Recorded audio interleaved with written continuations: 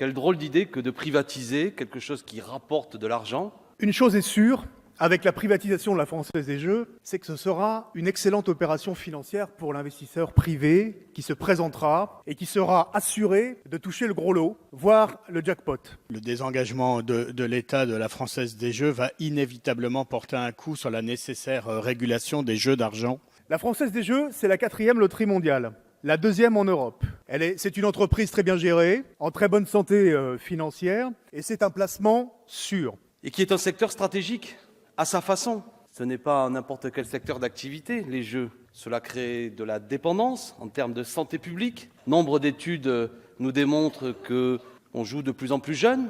Et dans le projet de loi, il y a de trop faibles précautions face à l'amplification des conséquences pathologiques et de l'addiction aux jeux. Comme le montrent ces résultats pour l'année 2017. Les mises augmentent régulièrement, d'à peu près 5% en moyenne chaque année.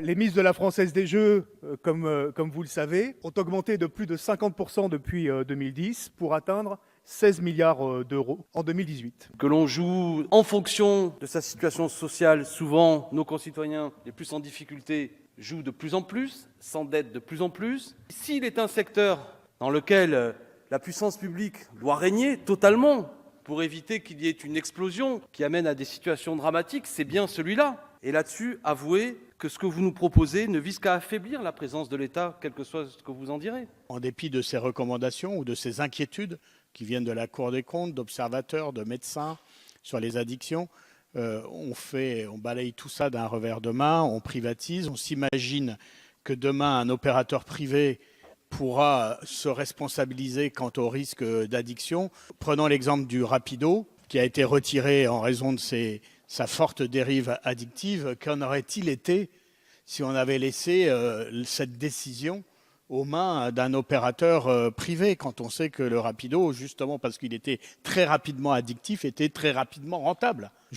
On peut, sans prendre beaucoup de risques, faire le pari, justement, c'est le cas de le dire, que le choix d'un opérateur privé n'aura pas été de retirer ce jeu dangereux de la circulation. Enfin, la Française des Jeux, c'est 26 millions de clients et un maillage territorial exceptionnel de 30 000 points de vente physiques qui lui assure une trésorerie supérieure de 950 millions d'euros à ses dettes. En privatisant de la sorte. Et puis pourquoi le faire finalement, alors que cela rapporte de l'argent, alors que c'est un secteur qui, précisément, dans le cadre d'une situation contrôlée, mais permet, en fonction des recettes qui sont réalisées, de financer d'autres secteurs. Vous ne nous ferez pas croire que l'effet d'aubaine momentané n'amène pas à ce que sur la durée, en vérité, c'est une bien mauvaise affaire que nous sommes en train de faire. Aujourd'hui, dans les centres d'addictologie, le nombre d'addicts au jeu est à peu près équivalent en nombre que les addicts aux drogues ou à l'alcool. Donc c'est un phénomène considérable. Partout sur le territoire national, mais notamment dans les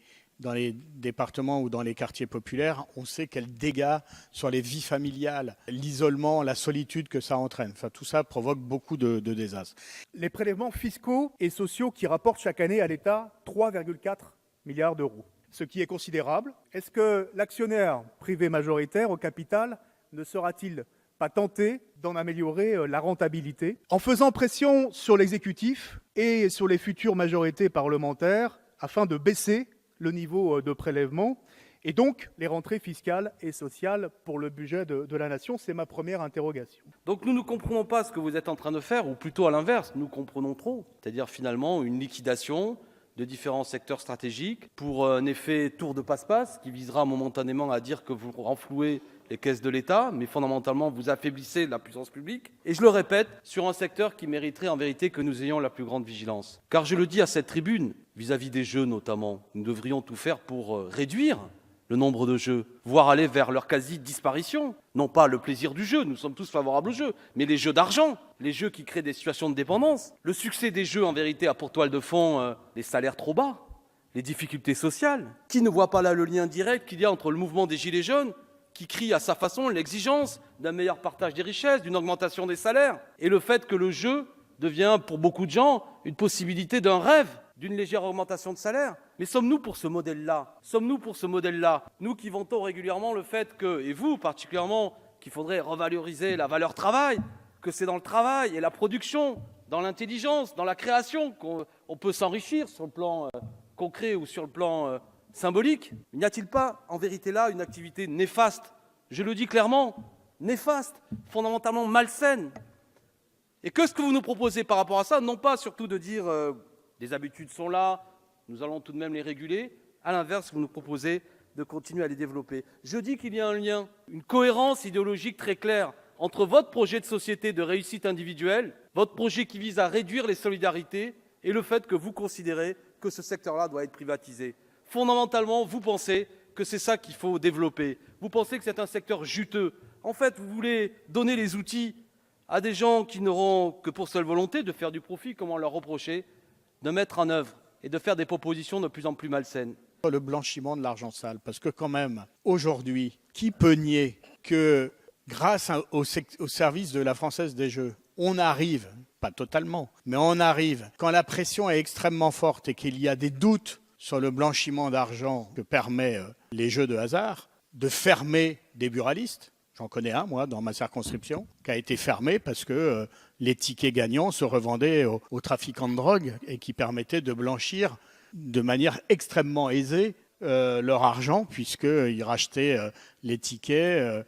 Voilà, on sait que Francis le Belge était au RSA et gagnait plusieurs millions de francs à l'époque par mois grâce à des tickets de rachetés à bon prix et qui lui permet de retirer ses gains. La Française des Jeux et son système de contrôle public permet de fermer les établissements qui pratiquent ce genre de choses. Et ça permet de contenir, prendre le risque, en plus des risques sur les addictions, de privatiser la Française des Jeux et de laisser des portes encore plus ouvertes aux mafieux pour blanchir leur argent, me paraît extrêmement contraire aux intérêts de notre pays. 56% des Français jouent au moins une fois par an, contre 46% en 2010.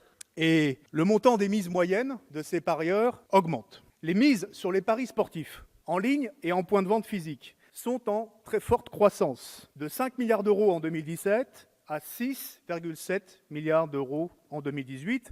Et le nombre de joueurs en ligne a augmenté en une année de 40%. L'Observatoire des jeux nous alerte sur l'évolution du nombre de joueurs à risque excessif. Ils sont environ 300 000 à mettre leur budget quotidien pour vivre en danger en jouant de façon pathologique, mais aussi sur l'augmentation assez significative du nombre de joueurs à risque modéré. Ils sont environ 1 million. Nous ne devons pas être indifférents sur les activités de nos concitoyens et la manière dont bien souvent ils brûlent leur argent dans un imaginaire meilleur, en faisant finalement en sorte qu'il n'y a généralement qu'un seul vainqueur, l'organisateur du jeu. Voilà, nous sommes particulièrement inquiets, radicalement opposés, du point de vue, je le répète, de la santé publique, du point de vue de l'impact sur la jeunesse, du point de vue de l'impact sociologique, nous le savons, sur le fait que c'est particulièrement nos concitoyens les plus modestes qui souffrent de ces addictions. C'est tout l'inverse qui devrait être fait. Et là encore, nous prendrons à témoin la population pour leur dire qu'il est bien curieux que ce grand débat national qui devrait mettre sur la table beaucoup de sujets, en vérité n'en met aucun de sérieux, et dans l'ombre ou dans les coulisses de ce prétendu grand débat, qui est une véritable fumisterie, vous liquidez des secteurs stratégiques et vous mettez en œuvre une politique sans que les Français ne soient véritablement consultés. Un actionnaire privé qui entrera au capital de la Française des Jeux ne sera-t-il pas tenté de maximiser sa rentabilité et ses dividendes en poussant à une politique commerciale agressive, expansive, le contraire d'une politique de jeu responsable, et donc en développant les jeux les plus addictifs qui sont les plus lucratifs. Nous avons ce fameux exemple du jeu Rapido qui est souvent cité quand en 2014, l'ancien PDG de la Française des Jeux, Christophe Blanchard-Dignac, qui était convaincu par cette politique de jeu responsable, avait tout simplement stoppé ce jeu qui était extrêmement addictif dans ses premiers mois de commercialisation. Mais quels seront les verrous et quels seront les garde-fous par rapport à ce risque que j'évoque? Vous autorisez avec l'article 51 privatisation de la Française des Jeux, et de ce point de vue-là, nous ne pouvons pas vous suivre. Je vous remercie. Un peu de courage, monsieur le ministre. Eh bien, faites un référendum. Demandez aux Français s'ils veulent privatiser ADP. Demandez aux Français s'ils veulent privatiser la Française des Jeux. Ça leur permettra véritablement, vous constaterez qu'il y a un rejet massif, franc, de la part de nos concitoyens à ce que vous êtes en train de faire. Notre opposition est là. Quel que soit le vote que vous arriverez à obtenir dans cet hémicycle, vous aurez face à vous, j'en suis convaincu, une majorité de nos concitoyens qui n'acceptent pas que l'on joue précisément à ce qu'il y a de plus cher c'est-à-dire leur intégrité, et qui n'acceptent pas que tout soit marchandisé et que la logique de l'argent se répande toujours plus dans la société. Merci.